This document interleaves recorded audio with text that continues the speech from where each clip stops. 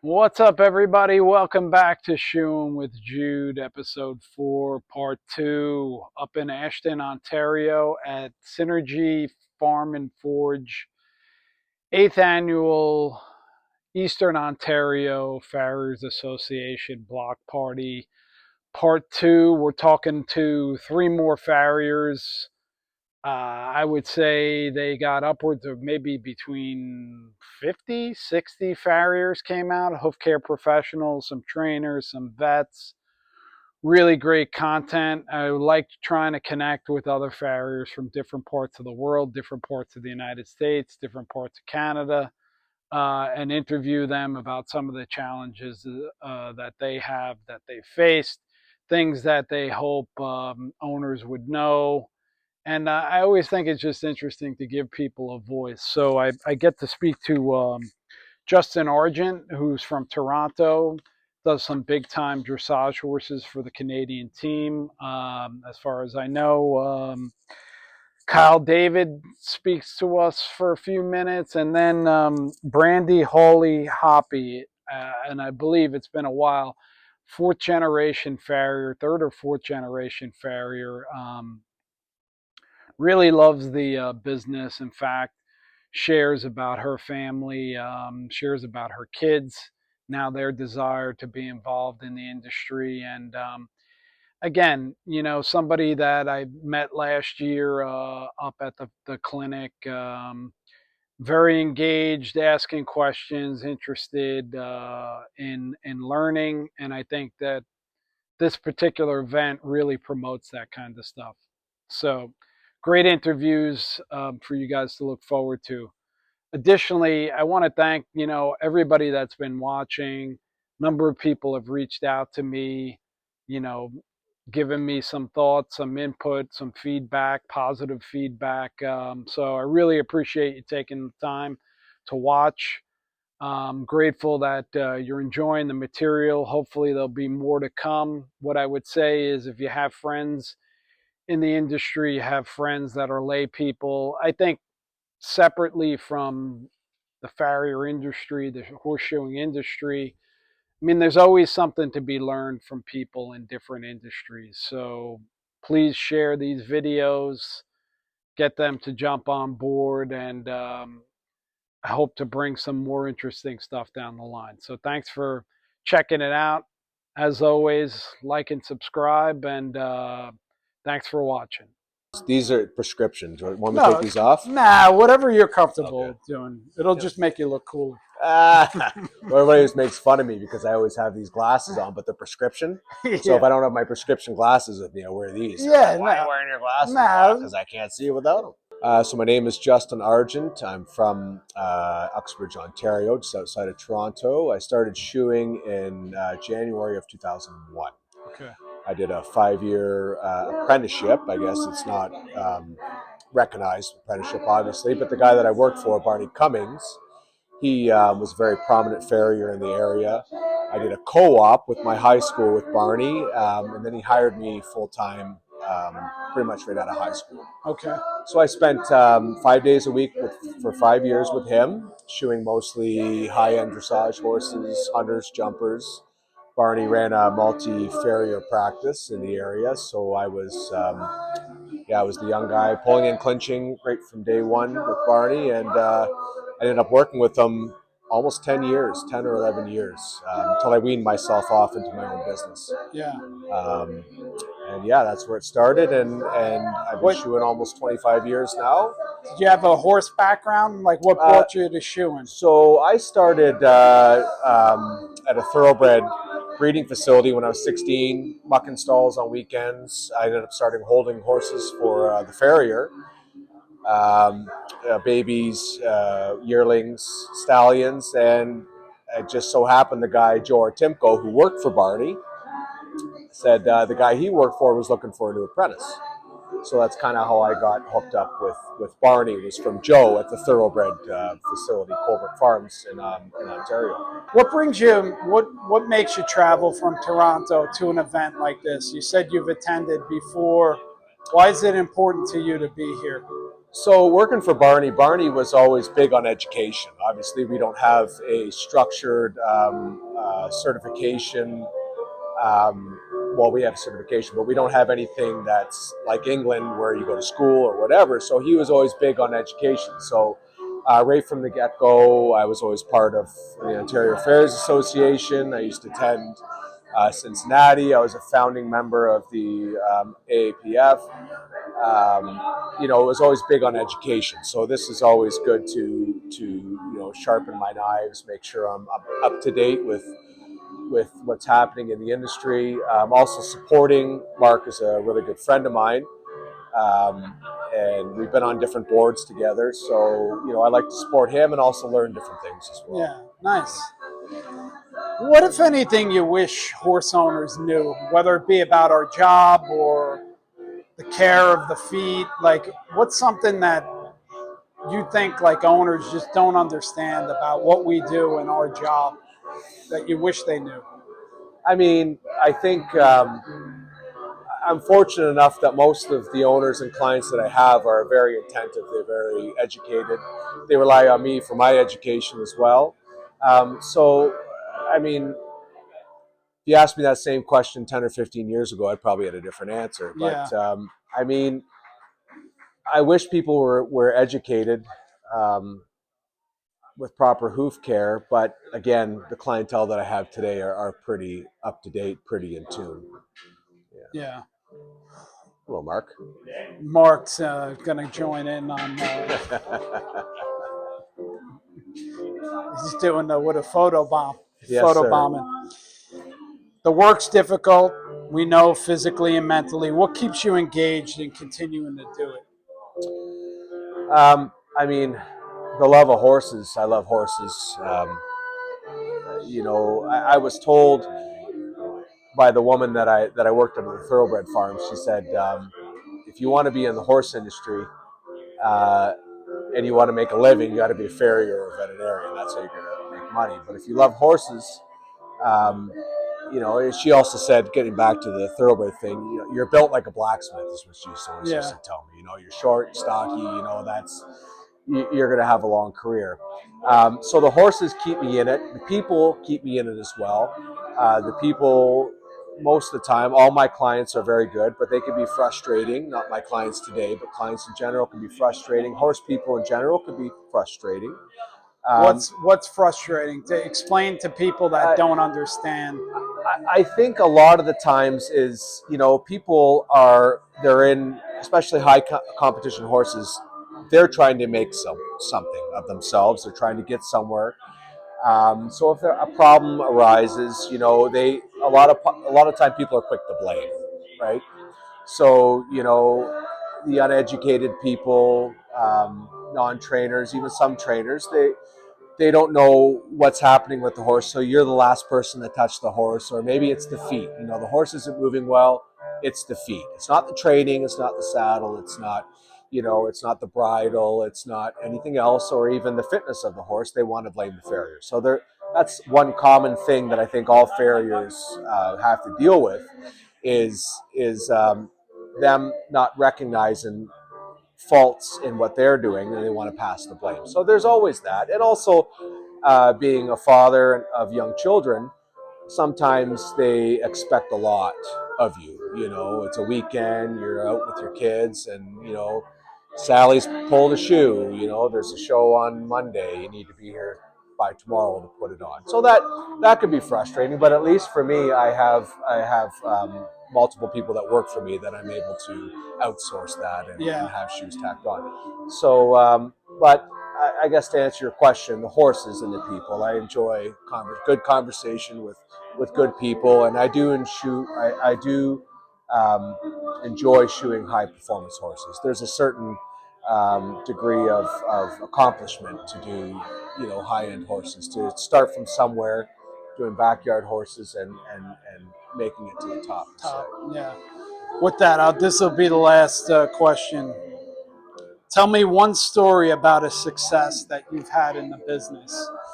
I've been very fortunate to work on a lot of high-end Canadian dressage horses. The fellow that I worked for, Barney Cummings, he he shot a lot of high-end dressage horses. Same with my other mentor, Luke Prue.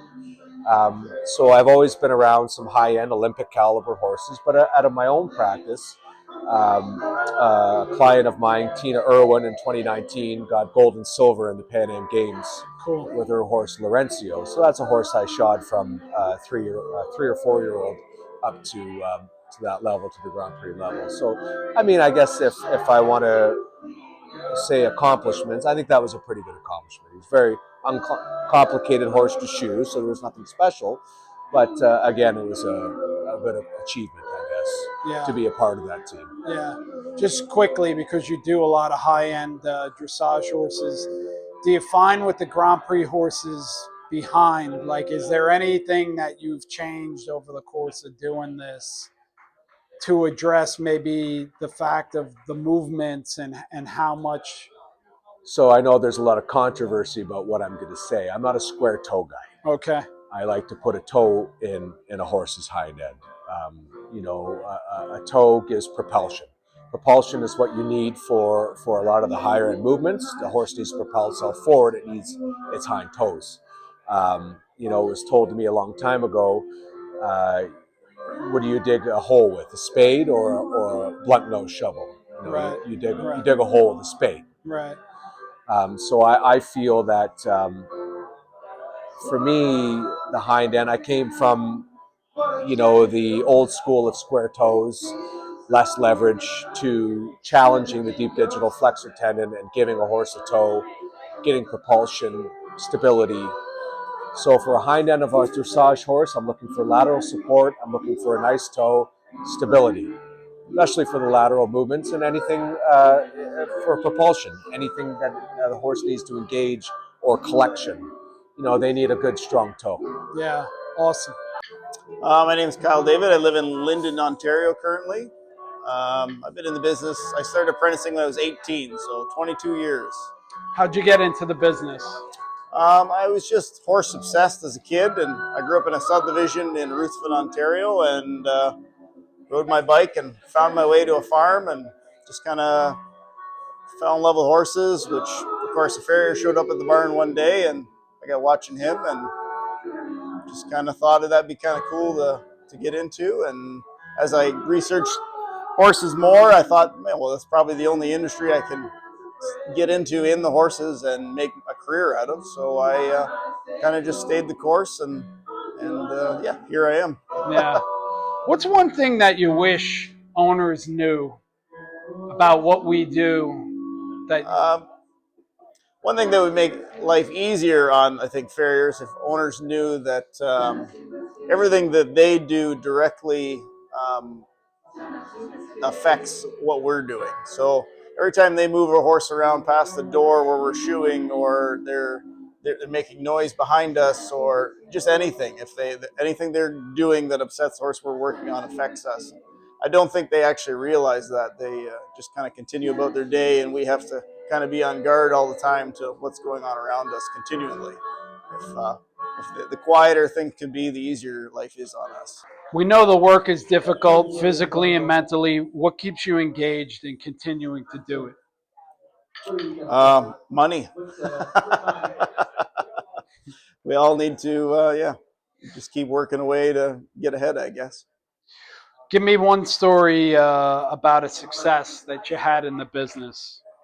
Probably my biggest successes, I think, are when I have had an apprentice with me, and I see them becoming successful as far as they're catching on to it and they're doing a good job. I think that's where I see success in my business. If I can pass things along and see them doing well with it. Nice. If you could improve one thing about the business, what would it be and why? The paperwork end of things, I definitely need to improve on myself. Yeah, I think that for me, that's just making things simpler somehow. I think there are ways out there. I just haven't quite locked into it yet. Yeah. Or something in the industry do you find challenging, right? Like one aspect of your skill.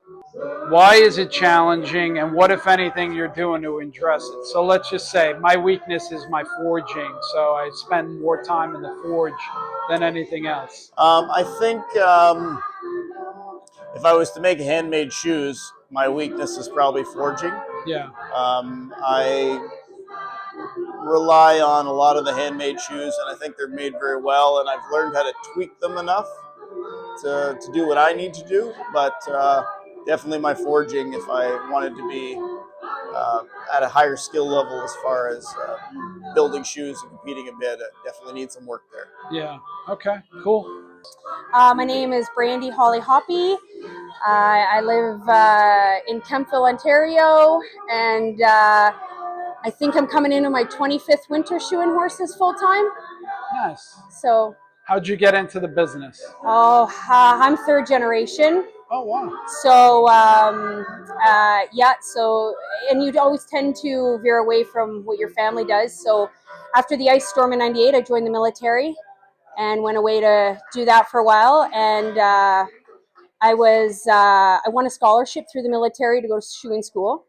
And when I came out, I was going to go to the last roto in Bosnia. After coming out of shoeing school for 6 months, I'd leave, and my mom was like, "What are you doing?" And so I talked to my commanding officer, and he said, "Pull your name from tour and go shoe horses." And I'd regret it not going, except I've been shoeing horses the whole time. Yeah, So yeah. here it is. That's awesome. Yeah. What, if anything, do you wish horse owners knew about what we do? Ooh, what we do, that we are horsemen. And I think that's a lost trade or trait in the world. There's a lot of people that own horses, but not a lot of horsemen. So their attention to detail is kind of lost. Even just heading a horse, letting them move their head around, your back gets tired. You get a little tired more quickly during the day. Feet clean, having horses ready. Just those little things, I think, make a big difference in the overall product that you're giving to that client and that horse. So I wish people would be a little better horsemen nowadays. Then it's kind of a lost, dying thing. Why do you think that's happened, if you were to guess? Because everybody it used to be only the rich, in quotations, rich, could afford horses, and now everybody has a horse. It's like getting a dog. Everybody, it's simple, it's easy, they're cheap. There's rescues. There's more rescues than ever before. There's cheap horse sales. Like, people are giving horses away. So I think people just it's romanticized a lot, the horse industry, until they get into it and realize that it's work, it's money, to do it properly.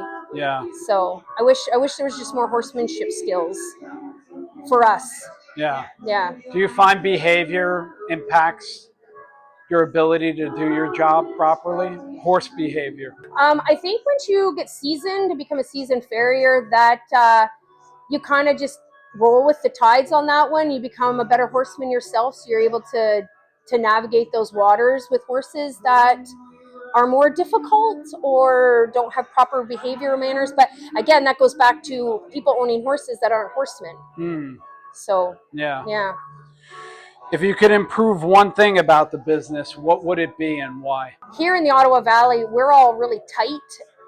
All the farriers are tight. We work with each other. We'll jump in each other's rigs. I know that's not like that all over, and I wish the industry was like that more, especially for baby farriers coming out, where it's not so intimidating and for them. So I know we have it here, and I just wish it was like that all over. And I know it's not, but yeah, I would like that to be changed. Why was it important for you to be here today? I know you attend these. Why? Well, because I believe in continuing education. I believe in supporting your community. And when you show up for others, when you need it, they show up for you. I was sick, and I had 3 farriers shoe for me for 8 weeks straight. So that's really important. And now I just give back, like I'm helping a farrier who's hurt right now. And that's a huge thing, because in the farrier world, you become a lone wolf, and people get lost, and you become complacent. And I just think if you're part of something, you feel better. And when you're around like-minded people, you get inspired. You leave these events and you feel jazzed. You feel motivated. You just feel good, you know? So I think it's really important for that. Nice. Yeah. Yeah, I agree with you. Last one, give me one success story in the business. Ooh, one success story? My kids. So my son got accepted to Olds College for shoeing this year. He deferred till next year, but my daughter at 12 started making shoes and trimming horses. So to me, that's success, because obviously you've created an environment that others look at and go, hey, I like that. And when your kids want to follow those steps, I think you've become successful in your business, because you have other people who see it and go, yeah, I want to do that. Yeah. So if you can, that to me, that's success. Awesome.